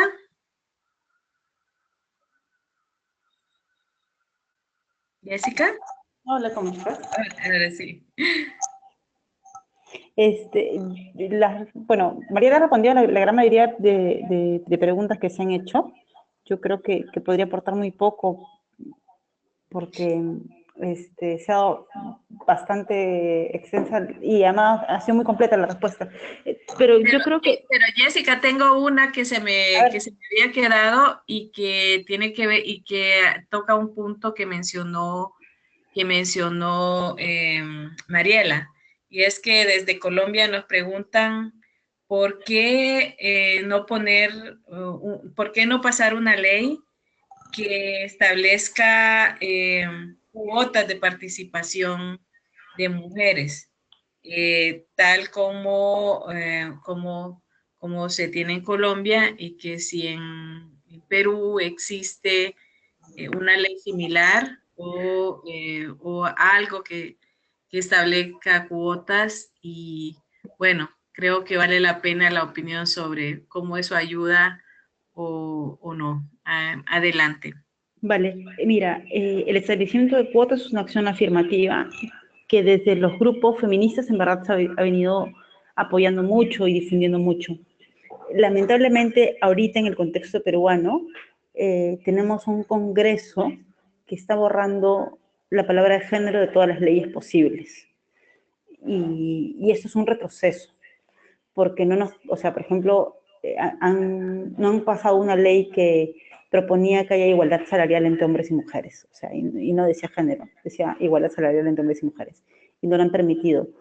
A pesar que yo pienso que técnicamente las cuotas es algo importante. Es más, y yo no hablaría de cuotas, sino hablaría de lo que propone la reforma electoral ahorita en el Perú, que propone no una cuota, un porcentaje de mujeres en las listas electorales, sino propone paridad. Y creo que en vez de ir a una cuota, un porcentaje del 30 o 40%, que era lo que se conversaba mucho técnicamente, como grupos de mujeres deberíamos ir a luchar por una ley que logre la paridad en representación. Y en Perú tenemos un argumento muy claro. Proporcionalmente, poblacionalmente, somos la mitad más uno. Entonces, como dice el lema, somos la mitad, queremos paridad. A eso deberíamos ir abocadas. Pero lamentablemente ahorita el contexto es ajeno a poder lograrlo. Yo creo que esto se va a poder lograr siempre y cuando haya un trabajo unido entre sociedad civil y Estado para poder ir deconstruyendo esa lógica de que la cuota del 30% era necesaria y suficiente y poder lograr la paridad, pero lograr que la paridad no solamente sea en el acceso a una lista política, sino que también sea en la presencia en todos los espacios de decisión. Y ahí incluye la gestión de recursos hídricos. Creo que estamos en el camino, pero también conociendo a mi país, creo que nos falta bastante. Muchísimas gracias.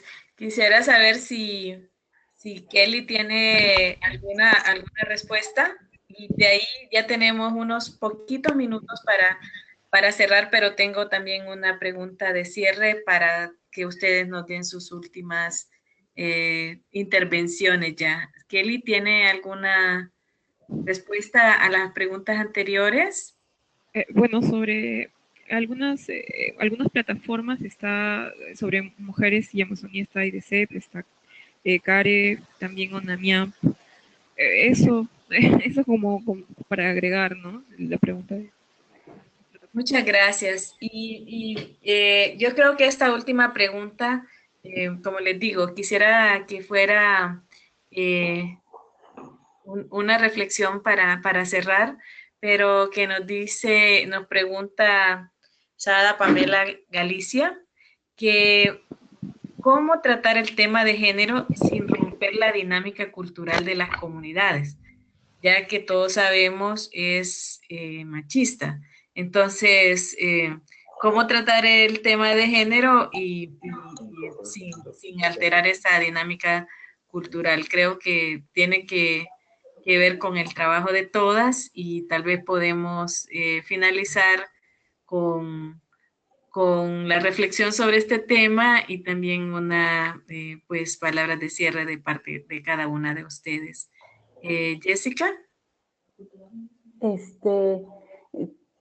Primero, habría que hablar de las culturas y no de que existe una cultura machista en sí. Hay varias culturas, por ejemplo, en Perú hay una interrelación de varias culturas que sí han tenido en algunos casos un nacimiento patriarcal machista, pero también de doble mensaje, que es justo lo que una de las cosas que hemos venido comentando por aquí. Y es en donde yo pienso que no es que el aspecto del enfoque intercultural no significa que tengas que no tocar una cultura en un aprendizaje que en verdad es nocivo hasta para la misma cultura, porque no le permite encontrar espacios de equidad ni de democracia. Yo pienso de que una cosa es respetar a las culturas y otra cosa es no darse cuenta que las culturas en sí mismas a veces tienen mensajes, tienen dobles mensajes, ¿no? Te dicen sí, que por ejemplo las culturas ancestrales toman en cuenta todos los saberes, pero a las mujeres las pueden tener como que en un rol pasivo. Pero sí se puede construir eso. Y creo que la idea es separar lo que es un aprendizaje cultural ancestral con lo que es el machismo, que no es lo mismo. Entonces, por ahí yo pienso de que podríamos trabajar el enfoque intercultural transversalizando el enfoque de género, pero aquí acabo un cruce más. El enfoque de género es interseccional, por lo tanto que hay que ver el detalle de la generación, o sea, las edades con las personas con las que trabajamos para trabajar tanto lo intercultural como el enfoque de género. Muchas gracias. Gracias, Jessica. Kelly. Bueno, efectivamente, coincido mucho con Jessica en el tema de las culturas. Efectivamente, pensar también que el enfoque de género va relacionado directamente con el enfoque también cultural y hay algunas veces, romanticismo positivo hacia que las culturas ancestrales o eh, comunitarias pueden ser, por ejemplo, muy cooperativistas, pero lo cierto es que también pueden tener dentro de las familias roles establecidos, formas de no permitir libertades. Entonces, es interesante visibilizar eso y lo bonito del tema ambiental es que al tocar el tema de género e interculturalidad también nos da luces sobre los diferentes cambios que deberían hacerse. Ahora, en el ejemplo o el caso concreto de la cooperativa Granja Porcón, se han perdido ciertas costumbres por el mismo hecho de sus creencias evangélicas, pero lo cierto es que, por ejemplo, ahí no se toma. Las mujeres ven, las familias, las madres ven como positivo haber migrado a la fe evangélica por el tema de que los hombres ya no toman y tienen más tiempo para dedicarle a la casa y a la familia. Que ese cambio, por ejemplo, es tomado de manera positiva, ¿no? Entonces, sí, hacer, lo que queda es hacer análisis, pensar, ¿no?, cómo es que están haciendo esos cambios y esos avances. Muchas gracias. Gracias, Kelly. Hola. Kelly.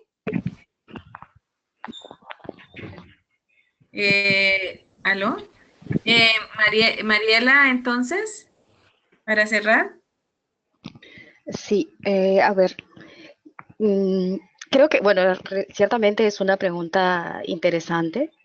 Creo que sumado a lo que manifiestan las colegas, creo que otro elemento que puede ayudar a abordar el tema de género en espacios, en cualquier espacio, ¿no? Y pienso desde un espacio comunal a un espacio institucional, es también entrando para reflexionar sobre las evidencias, ¿no? Y a veces ahí ayuda mucho la estadística, porque creo que la estadística permite mostrar que hay todavía brechas de género que hay situaciones de desventajas para algunos grupos y cómo se puede hacer dentro de la comunidad o dentro de la institución para contribuir a disminuir esas brechas. Entonces, para mí una entrada importante es evidenciar, es ser consciente de esas diferencias, identificar cuáles son las barreras para que no permiten una igualdad de género. Y ahí yo creo que la estadística es un aspecto importante, ¿no? Eso es una evidencia clara, no es un invento, ¿no? Entonces, creo que eso es una excelente entrada para poder entrar a abordar el tema de las barreras de género. Sumado, por supuesto, a lo que han dicho todas las colegas, ¿no? El tema, además, en nuestro país y en muchos países de Latinoamérica, en realidad, tenemos una diversidad cultural importante, ¿no? En nuestro país, las comunidades originarias amazónicas o de la sierra peruana, ¿no? Altoandinas, entonces en cada una uno se encuentra con muchos argumentos, ¿no? Que no necesariamente contribuyen al tema de la igualdad. Pero reitero, la estadística yo creo que es una evidencia contra eso, solo queda reflexionar y ver cómo vamos a hacer para lograr esa igualdad. Nada más. Muchísimas gracias. Bueno, gracias de nuevo a las tres y gracias a los colegas del programa Gestión CC que pues han confiado en la plataforma Let's Lack para organizar esta serie de webinars y también de intercambios que han sido muy valiosos también para nosotros como plataforma. Me están diciendo aquí en los comentarios que les ha parecido muy importante que tratemos este tema y que lo sigamos tratando en nuestros webinars. Vamos a trabajar para que así sea. Agradezco nuevamente a las personas que han estado conectadas a este webinar. Les recuerdo que los materiales están disponibles ya y también de nuevo les invito a nuestro 6º taller regional que se va a llevar a cabo en Ciudad de México del 16 al 18 de octubre. Así que muchas gracias, que tengan un buen día y nos vemos en nuestro próximo webinar.